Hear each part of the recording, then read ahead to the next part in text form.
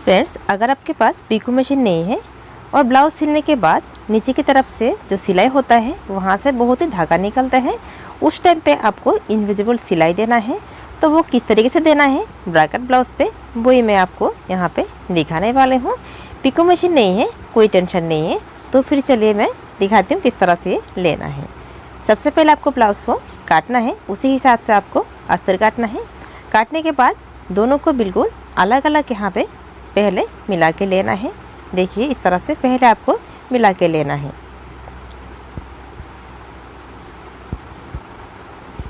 देखिए बराबर यहाँ पे मिलाने के बाद यहाँ पे देखिए जो ब्लाउज़ का फैब्रिक है नीचे का पार्ट यहाँ से उठाना है और ऊपर की तरफ इस तरह से रख देना है।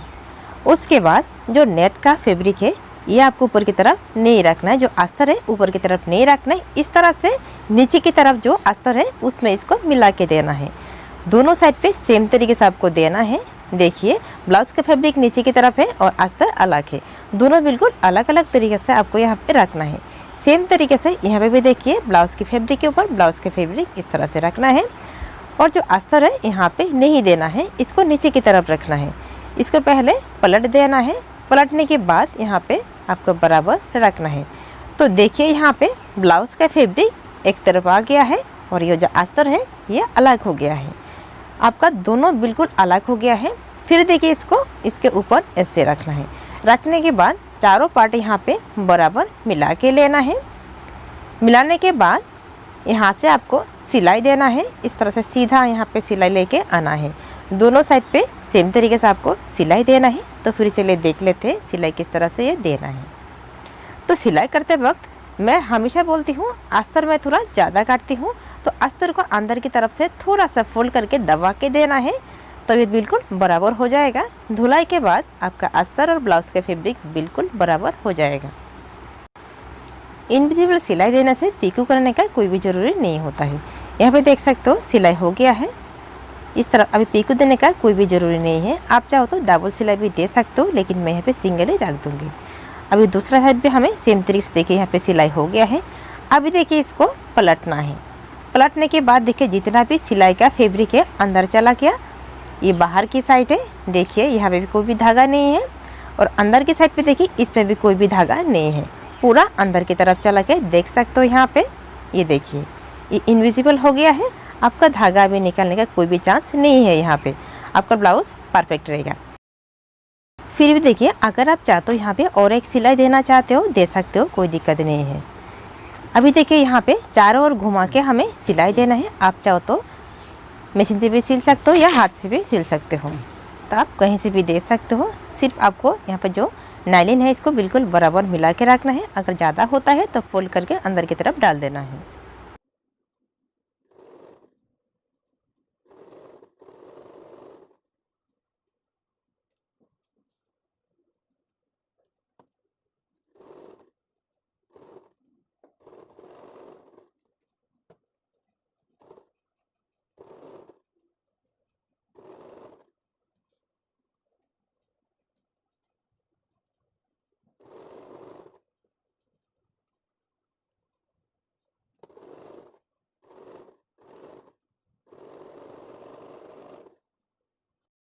सिलाई हो गया है।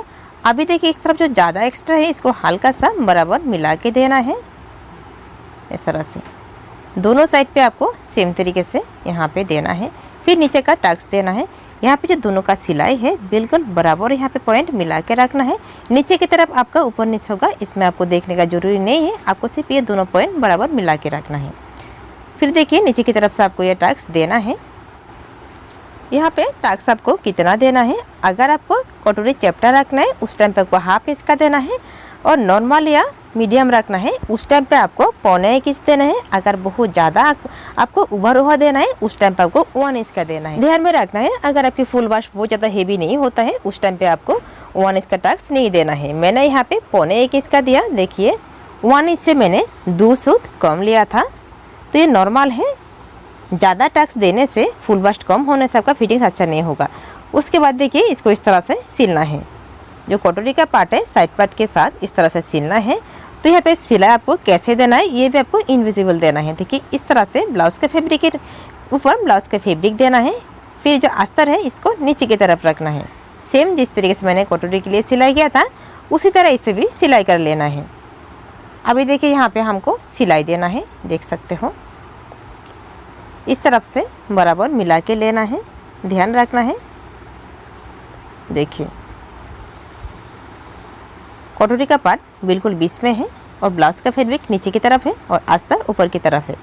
अभी यहाँ पे हमें सिलाई देना है।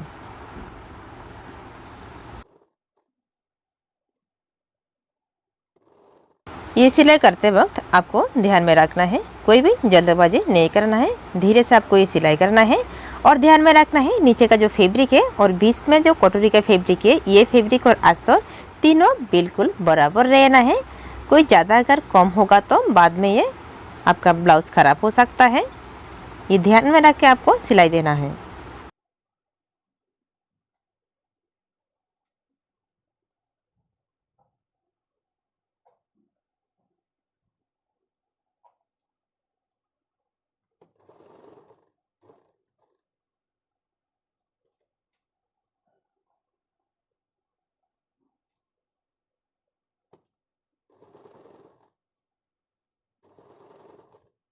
सिलाई हो गया है, यहाँ पे देख सकते हो जो फैब्रिक है, सिलाई के फैब्रिक है, देखिए अंदर की तरफ चला गया है इस तरह से। देखिए बाहर की तरफ भी कोई भी सिलाई नहीं है और अंदर की तरफ भी कोई भी सिलाई यहाँ पे नहीं है। जितना भी सिलाई है फैब्रिक है पूरा अंदर की तरफ चला गया है। इस तरह से आप इनविजिबल सिलाई दे सकते हो, आपकी ब्लाउज परफेक्ट होगा। अभी देखिए नीचे का बेल्ट यहाँ पे तैयार करना है। उसके पहले चारों ओर साइड पे घुमा के हमें सिलाई देना है और नीचे का जो एक्स्ट्रा है वो बाद में हमें काट कर लेना है। यहाँ पे पूरा घुमा के मैं सिलाई लगा लूँगी।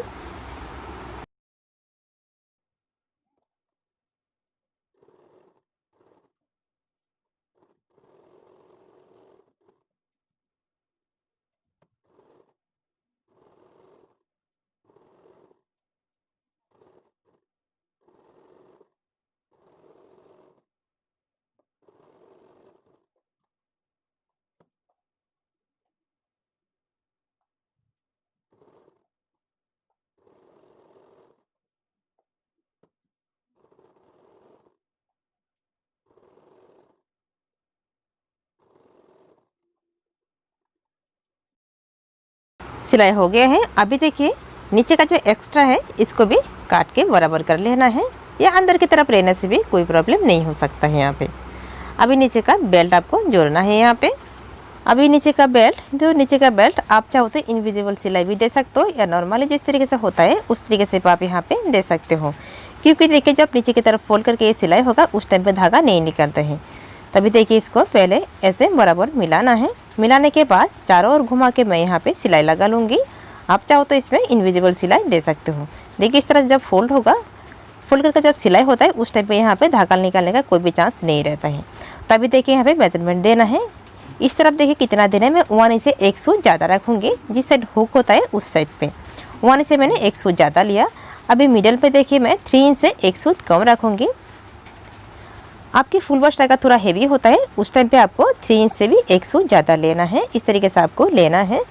फुल बस्ट के हिसाब से यहाँ पे पॉइंट होता है, ज़्यादा होता है ज़्यादा लेना है, कम होता है तो कम देना है। उसके बाद देखिए इस तरफ हमें कितना देना है। यहाँ पे देखिए मैं 2 इंच से लगभग 2 सूच ज़्यादा रखूँगी। अगर फुल बस्ट बहुत कम होता है उस टाइम पे आपको 2 इंच देना है। अगर थोड़ा बहुत ज़्यादा हेवी होता है उस टाइम पे 2.5 इंच लेना है। इसको सीधा इस तरफ लेके आना है। फिर देखिए नीचे का बेल्ट यहाँ पे पहले सिल लूँगी मैं पूरा घुमा के। उसके पहले मैं थोड़ा यहाँ पे दिखाती हूँ किस तरह से ये होगा। बराबर देखिए यहाँ पे मिला के रखना है सीधा। मैंने जो बेल्ट है ज़्यादा चौड़ा में काट किया था, क्योंकि फ्रंट साइड में मैं कोई भी अलग से कमर पट्टी यूज़ नहीं करने वाली हूँ। यहाँ पे मिलाने के बाद देखिए आपको बैक पार्ट लेना है। बैक पार्ट को देखिए साइड पे रखना है। यहाँ पे देखिए बिल्कुल बराबर इस तरह से मिला के रखना है। फिर देखिए फ्रंट का जो बेल्ट है कितना लंबा है उसी हिसाब से यहाँ पे पॉइंट देना है। निशाना देने के बाद आपको चेक करके देखना है कितना ज़्यादा है। यहाँ पे देखिए 1.5 इंच एक्स्ट्रा है, तो हमें फ्रंट साइड पे अलग से कमर पट्टी सिलने का कोई भी ज़रूरी नहीं है। और मैंने जब काट किया था उस टाइम पे ये बेल्ट का चौड़ाई मैंने ज़्यादा लिया था। देखिए यहाँ पे लगभग 4.5 इंच से भी थोड़ा ज़्यादा है बेल्ट का चौड़ाई। अगर आपको फ्रंट और बैक दोनों साइड पे एक साथ कमर पट्टी देना है उस टाइम पे आपको ये जो बेल्ट का चौड़ाई है 3.5 इंच से 4 इंच देने से हो जाता है इस तरह से। लेकिन मुझे फ्रंट पे अलग से कमर पट्टी नहीं देना है, जिसके कारण मैंने यहाँ पे लंबा लिया था। अभी देखिए अगर आपके बेल्ट का चौड़ाई कम होता है उस टाइम पे इस तरह से आपको बराबर मिला के सिल लेना है। अगर ज़्यादा होता है तब आपको अलग से जोड़ने का कोई भी ज़रूरी नहीं होता है।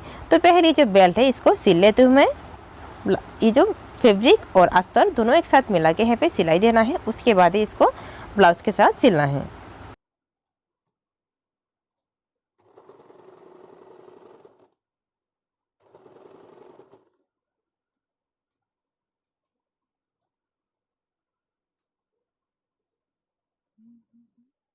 यहाँ से देखिए जिस तरफ हुक होता है उस तरफ से पहले फोल्ड करके यहाँ पे लेना है, फिर निशाना के हिसाब से हमें बराबर लेके जाना है।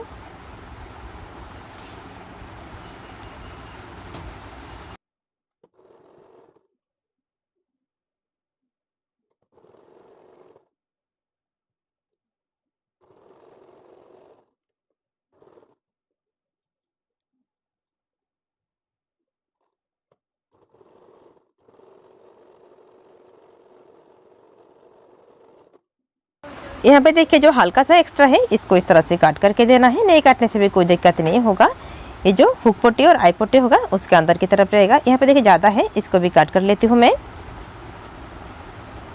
हो गया है बराबर। अभी इस साइड पे देखिए बेल्ट एक्स्ट्रा हो गया है, इसको भी हमें काट कर लेना, तिरछा करके यहाँ पे काट कर लेना है। ये दोनों साइड पे बराबर काटने के बाद हमें हुक पट्टी और आई पट्टी सिल लेना है, दोनों साइड पे सेम तरीके से। उसके बाद देखिए ये शोल्डर हमें ज्वाइन करना है। तो शोल्डर देखिए किस तरह से ज्वाइन करना है, सीधी साइड पे हमें ये सिलाई देना है पहले, क्योंकि ये इनविजिबल सिलाई होगा जिसके कारण हमें सीधी साइड पे ये सिलाई देना है। देखिए अस्तर के ऊपर अस्तर रखना है और ब्लाउज का फैब्रिक दोनों बाहर की तरफ रहना है। उसके बाद लगभग एक सूत या उससे भी थोड़ा कम हमें बराबर मिला के यहाँ पे देखिए बारीकी से यहाँ पे साइड पे सिलाई देना है। ज़्यादा दबा के यहाँ पे सिलाई नहीं दे रहा है, क्योंकि ये पलटने के बाद अंदर की तरफ और एक सिलाई होगा।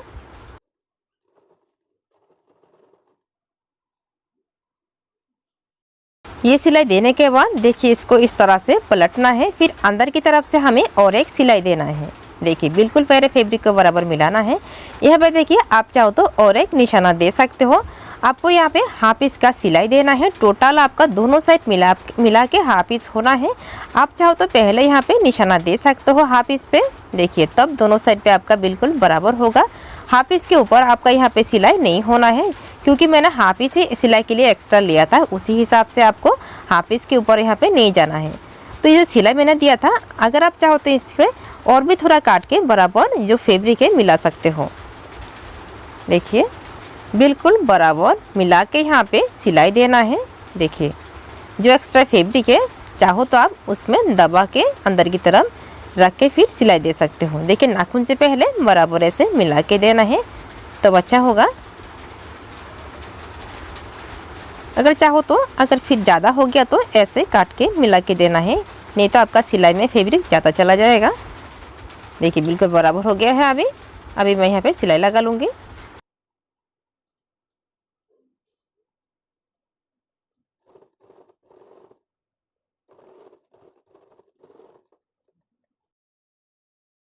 सिलाई हो गया है, देख सकते हो। अभी बाहर की तरफ देखिए जितना भी सिलाई था पूरा अंदर चला गया है। इस तरीके से आप इनविजिबल सिलाई दे सकते हो। आपकी ब्लाउज से कोई भी धागा नहीं निकलने वाले। मैंने यहाँ पे आस्तीन पे जोड़ लिया। उसके बाद देखिए नीचे की तरफ यहाँ पे फोल्ड करके आपको सिलाई देना है। तो आस्तीन में भी आप चाहो तो इनविजिबल सिलाई दे सकते हो, लेकिन मैंने यहाँ पे इनविजिबल सिलाई यहाँ पे नहीं दिया। आप चाहो तो दे सकते हो, जिस तरीके से कटोरी पे सिलाई हुआ उसी तरह इसमें भी आप दे सकते हो। अगर नहीं दे सकते हो तो इस तरह से फोल्ड करके आप साइड पे सिलाई लगा सकते हो, जिनके पास पीकू नहीं है।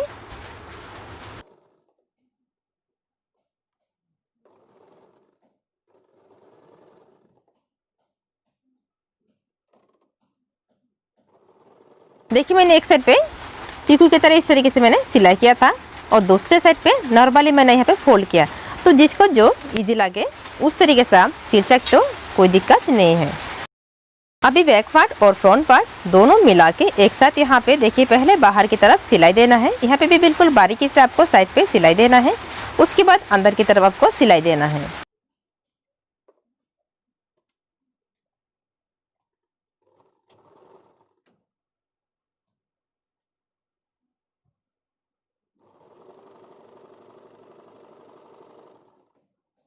देख सकते हो ये सिलाई देने के बाद इस तरह से रहेगा। फिर आपको इसको अंदर की तरफ से देखिए जितना भी फैब्रिक है, जब दोबारा से यहाँ पे फिटिंग्स के लिए सिलाई होगा, पूरा जो एक्स्ट्रा फैब्रिक है, जो सिलाई का फैब्रिक है, पूरा अंदर की तरफ रहेगा, बाहर की तरफ कोई भी फैब्रिक आपको दिखाई नहीं देगा। तो इस तरीके से आप सिलाई दे सकते हो। और इस ब्लाउज़ पे देखिए फ्रंट साइड पे मैंने कोई भी अलग से कमर पट्टी सिलाई नहीं किया था। जो बेल्ट है अभी देखिए इसको फोल्ड करके हमें कमर पट्टी तैयार कर लेना है। देखिए इस तरह से फोल्ड करना है और बैक साइड पे मैंने अलग से कमर पट्टी सिल लिया था। बैक साइड के हिसाब से हमें यहाँ पे बराबर मिला के फोल्ड कर लेना है। मैं दोबारा से बताना चाहूँगी, मैंने जो बेल्ट काट किया था ये मैंने ज़्यादा करके लिया था, जिसके कारण मैंने यहाँ पे अलग से कोई भी कमर पट्टी यूज़ नहीं किया। अगर आपकी बेल्ट छोटा है उस टाइम पे आपको फ्रंट और बैक दोनों साथ एक साथ मिला के कमर पट्टी सिल लेना है। इस तरीके से अंदर की तरफ मैं पहले फोल्ड के सिलाई लगा लूँगी। उसके बाद हमें यहाँ पे तुरपाई कर लेना है। इस तरह से सिलने से तुरपाई में बहुत जल्दी होता है, इसलिए मैं हमेशा इस तरह सिलाई करती हूँ। अगर आपको इस तरह से नहीं सिलना है तब आप डायरेक्ट तुरपाई भी कर सकते हो।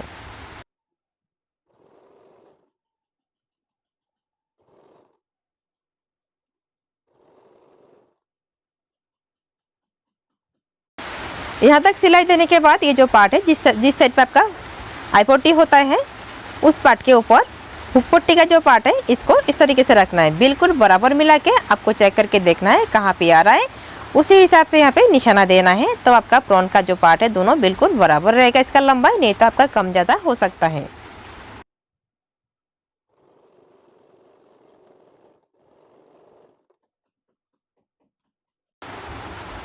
देखिए नीचे की तरफ यहाँ पे सिलाई हो गया है। अभी हमें नेक पट्टी सिलना है। यहाँ पे आप चाहो तो पाइपिंग भी यूज़ कर सकते हो, अपनी पसंद के हिसाब से यहाँ पे आप कोई भी सिलाई दे सकते हो। अभी देखिए यहाँ पे पलटना है, अंदर की तरफ से हमें इसको फिटिंग्स देना है। मैंने यहाँ पे तुरपाई भी लगा लिया नेक साइड पे। तो फिटिंग्स देना है। देखिए फिटिंग्स करते वक्त ये डीप नेक है, उसी हिसाब से आपको जितना आपका मेन फिटिंग्स है उसे आपको हाफ ही ज़्यादा लेना है। अगर किसी की फुल बास्ट बहुत ज़्यादा हेवी है उस टाइम पे आपको 1 इंच एक्स्ट्रा लेना है, अदरवाइज यहाँ पे आपको हाफ इंच लेने से हो जाता है।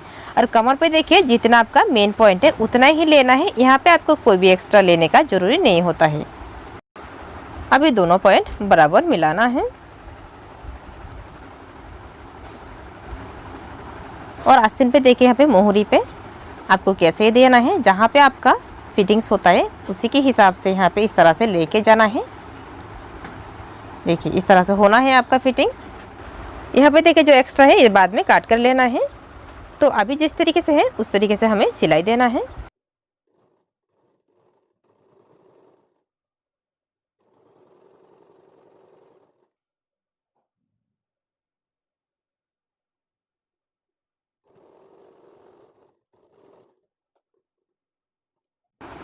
सिलाई के बाद देखिए जो एक्स्ट्रा है इसको इस तरीके से काट कर लेना है।